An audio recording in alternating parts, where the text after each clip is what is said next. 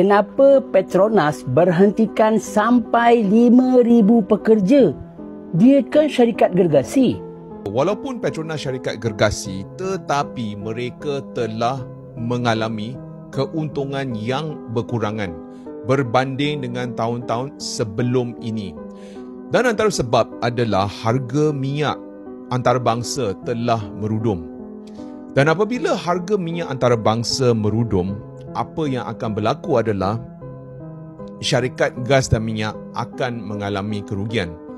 Selain daripada itu, kita boleh nampak harga barang-barang semuanya naik. Dan apabila harga barang-barang naik atau inflasi berlaku, kos untuk mengendalikan operasi akan jadi lebih mahal.